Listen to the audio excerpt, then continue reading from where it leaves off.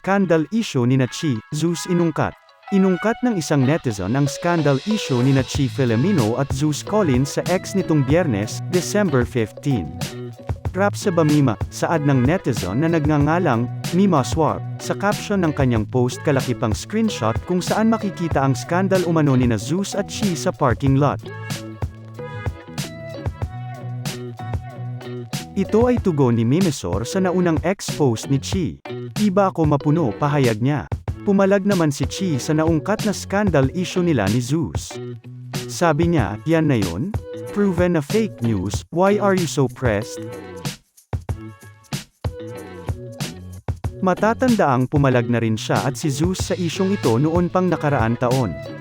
Base sa comment section, tila ang dalawang latest post na ito ni Chi ay may kinalaman sa pangingialam umano niya sa breakup issue ni nakapamilya couple Daniel Padilla at Catherine Bernardo. Narito ang ilang komento ng mga netizen, iba din to si Chi Filomeno mapuno. Napuno lang siya depende sa kalaban niya. Dahil feeling niya close friends sila ni Kath at madaming fandom nakakampi sa niya kaya puno-punuan siya. Samantalang noon nang may issue siya kay Don at sa isang hashtag member, hindi siya napuno. Mas maputak talaga yung di kasali sa issue kesa yung kasali no? Gawa ka kaya issue mo yung bida ka naman, tutal bida-bida ka. Kapit yan kay Kath kasi akala niya sisikat siya.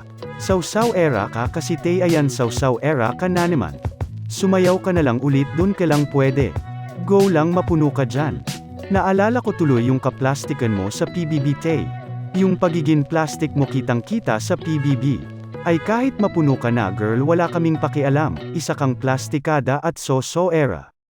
Di ka naman magiging makapuno antay kung di ka sumasali sa issue ng may issue, tapos ikaw pagalit, gustong manakit hahaha. Iba ka din anti-girl. Mas maingay ka pa kay Kath at DJ. Matatandaang isa si Chi sa mga nadawit na pangalan na nag-unfollow daw sa Instagram account ni kapamilya star Andrea Brillantes. At kung bago ka pa lang sa channel ko, please pakipindot naman ang subscribe at pati na rin ang notification bell para lagi kang updated sa mga bago kong videos.